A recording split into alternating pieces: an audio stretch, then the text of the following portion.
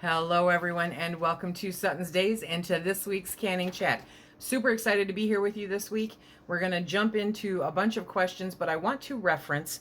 I'm being asked to repeat the information regarding the misprint in the book for the tomatoes. And so I literally have to go back through my canning chats to find the page because I didn't mark it of this book that had the misprint about the tomatoes so that I can show you guys what's on the website and what's in the book and how it's a misprint. That it's not misprinted in all of them. Okay, so if you don't find it, it's not a big deal. If you do find it, you'll notice that it's missing information. So it's not a deal breaker. It's not like the chicken where they change the headspace. I did get an email from the National Center of Home Food Preservation letting me know that no, they don't have a newsletter, but they have received many requests for it. And it just so happens that in January, they are going to begin going through and updating some information on the website and in another publication. Okay. As I become aware of those, I will definitely pass that information on. We want to make sure that everybody has the most up-to-date information. So keep an ear out for those, okay? We have questions, so let's get started. We have R.J. Ford. I canned 13 quarts of tomato sauce from tomatoes that I grew. Congratulations. I used Harvest Guard lids and all sealed. My question is, does the joy and feeling of achievement ever go away? I love this question. No, it doesn't. It doesn't. It is such satisfaction that you get from putting up your own food, from putting up food yourself that you know what is in that jar, that you know that it's shelf stable. That feeling never goes away. Congratulations, you have done great. Natasha S. I am a brand new canner and I have a question. Actually, two. I'm having a hard time keeping the same pressure. Is it okay if the pressure is higher than recommended and it's not steady during the process? So the answer to that question is no, it's not okay. You want to strive to keep a steady pressure. Now, if it's supposed to be 11 pounds of pressure, okay, I'm not sure, what you are, but if it's supposed to be 11 pounds of pressure and you go to 12, that's fine. If it goes to 13, you're getting up there, okay? But if you're going from 11 to 15 to 12 to 14 to 11 to 15, that is really, really bad and can cause siphoning and failure in your jars. So you don't want to do that. Practice with water. Put water in the canner, put the regulator on, and learn how to keep the gauge where it's supposed to be. I don't know what kind of pressure canner you use, but if it's an option, you could try to get the jiggler, which is a weighted regulator instead of the one that comes with the canner. And that will help you maintain pressure, which will keep it from siphoning. It really makes it a little bit easier, and then you don't have to monitor the gauge. But you do still have to watch your heat because there's a system to it, okay? So if you're interested in that, one, I'll put a link to the jiggler below, and two, I'll put a link to the video that shows how it's supposed to work. I hope that answers your question. Pardon me. And number two, a couple of times I did not follow the rules 100%. How do I know if it's safe to eat? How do I check it for botulism? Try a little and see if I'm okay. Okay, so she actually has three questions. So no, that's no, don't do that. I don't know how you didn't follow the rules. Okay, so I don't know what steps you may or may not have left out. You cannot check for botulism. There's no way to check upon opening a jar. You cannot smell it. You cannot taste it.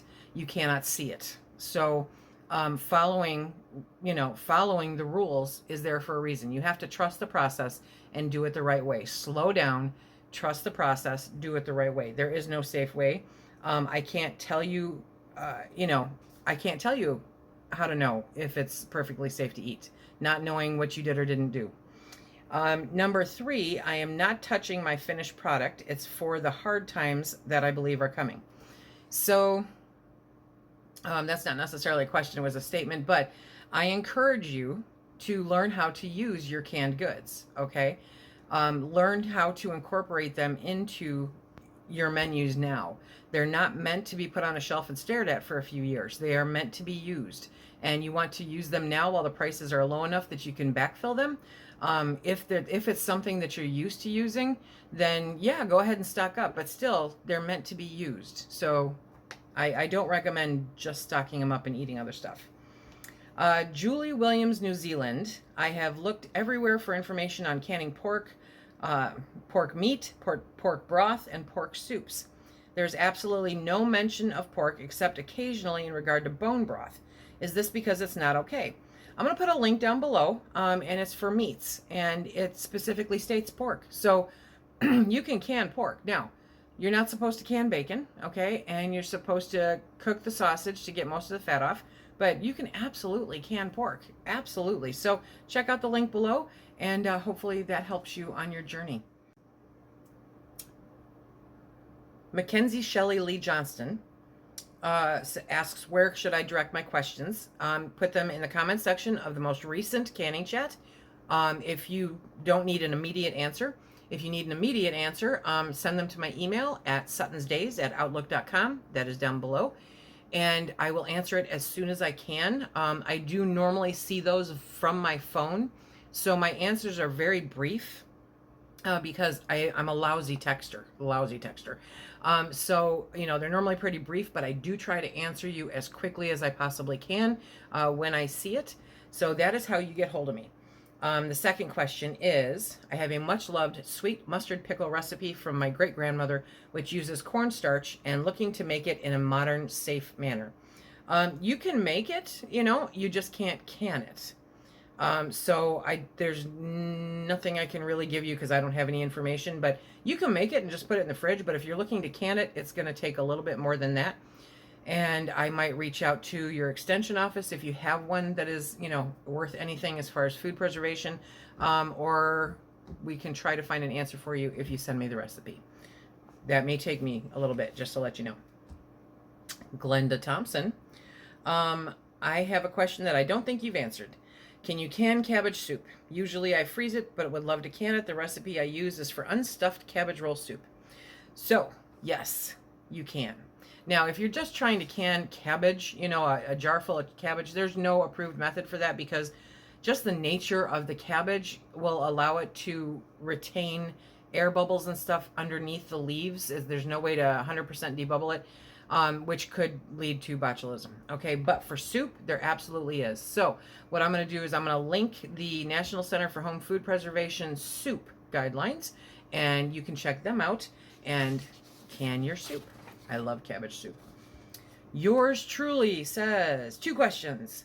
Would you mind explaining why in raw packing boneless chicken, we are not to add liquid? When I found when I do this, I end up with only about a quarter of the jar covered in liquid after canning. Is it harmful or unsafe to add a small amount of water to the jar before canning to increase the final broth? She has not had siphoning issues.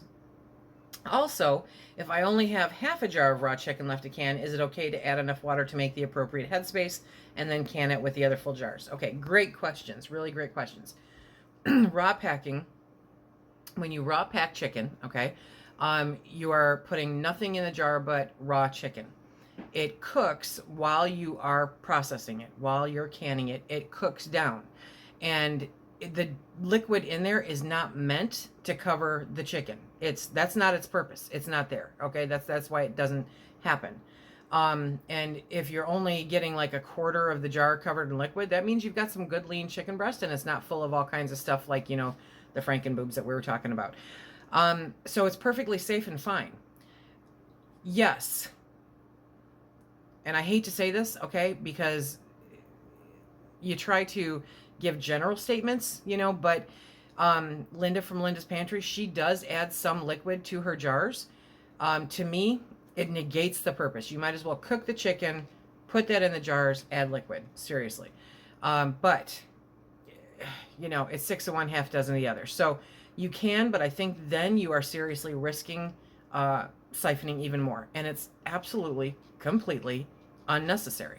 The chicken above the liquid is perfectly safe. There's nothing wrong with it. I have 100 jars of it on my shelf where it's like that. There's nothing wrong with it. It's perfectly safe. Then as far as if you only have half, really great question, because that does happen, right? So if you have only enough chicken left to fill half a jar, then yes, cap it off with water. Bring it up to the proper headspace and do that. And then, you shouldn't have any issues because it's only, a half a jar chicken or whatever. So you're fine with that. So I hope this answers your questions, clears up any confusion. Gretchen Arendt asks, can celery be canned? There is no approved method for canning celery. It's not tested, so on and so forth. Okay. There are folks that have canned celery. I'm one of them. I will tell you that I will never can it again. To me, it is a complete waste of jars and space, and you get soggy celery. Yes, it makes a celery broth.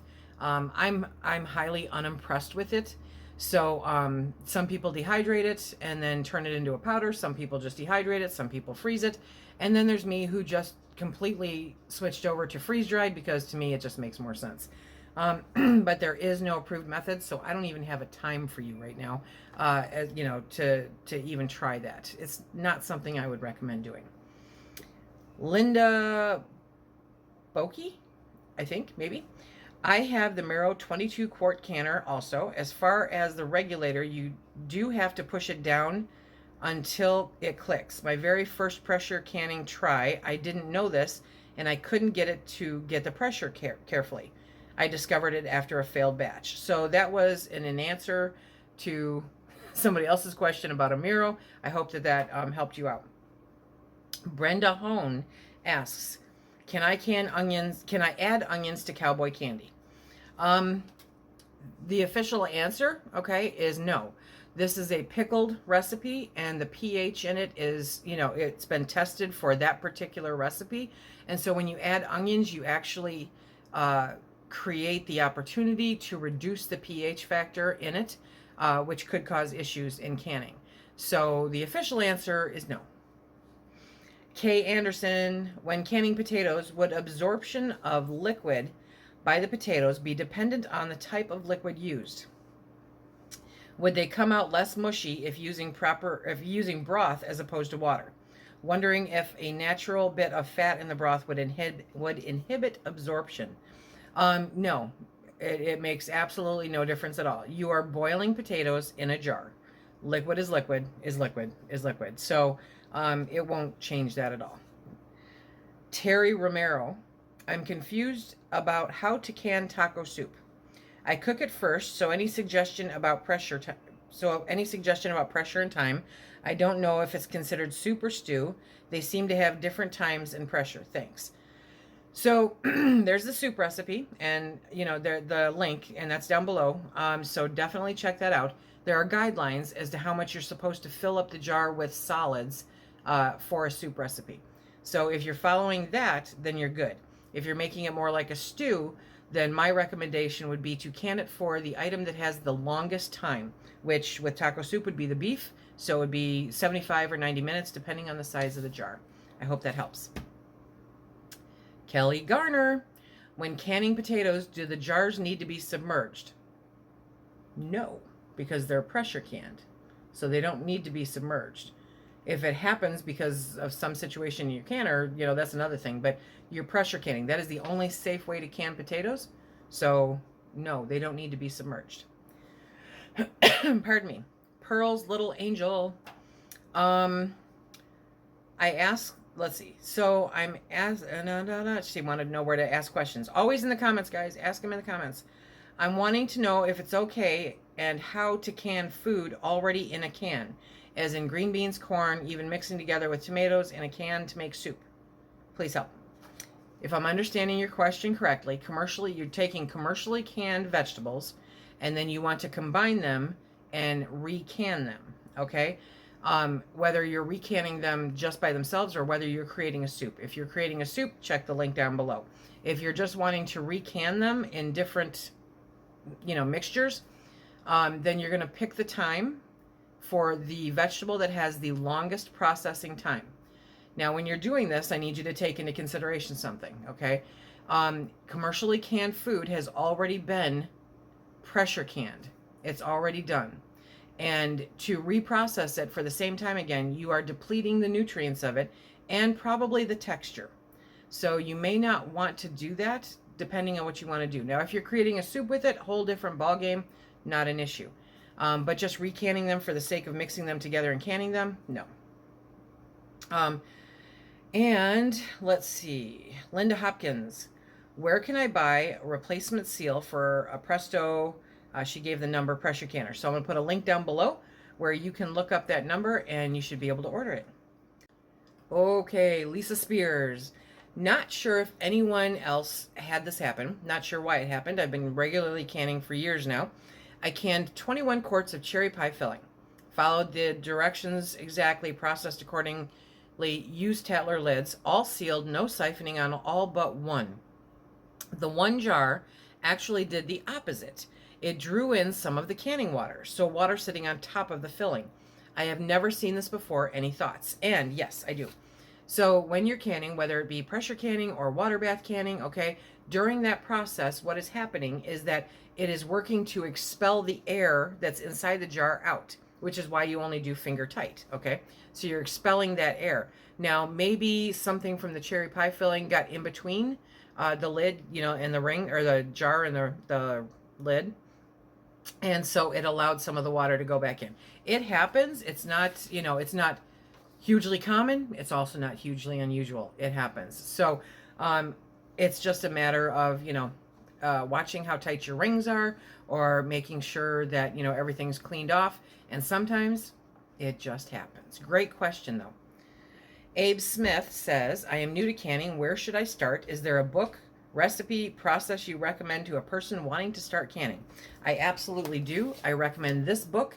I will put it in the link down below, and I will also put a link to the website so that you can look at that too, because that is the National Center for Home Food Preservation. They have all of the safe canning methods, and you always want to refer to them against any other recipe that you find to make sure that you're doing it the right way for the right time, and go from there.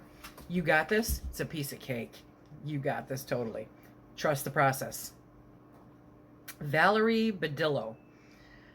Sorry for a silly question, but what can we do with frozen fruit? Can we make jam? Never a silly question. It's a great question. Not everybody has a farm. Not everybody has a farmer's market.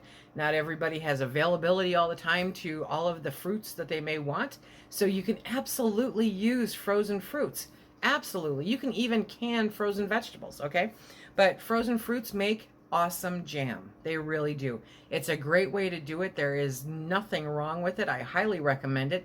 So that way, I mean, even if, you know, you don't have mangoes in your area, you can get frozen mangoes and make some really fantastic jam. Definitely check out your frozen section for some great fruits and start jamming. You got this. You guys, these are some really great questions. I really appreciate everybody putting your questions down below so that I can answer them. If they come in email, I really won't even remember to save them to do the video. So emails are immediate answer only. But if you want it to be answered on the video, which is great because then everybody learns, definitely leave it in the comment section down below. Please check out all the links and the information, and be safe.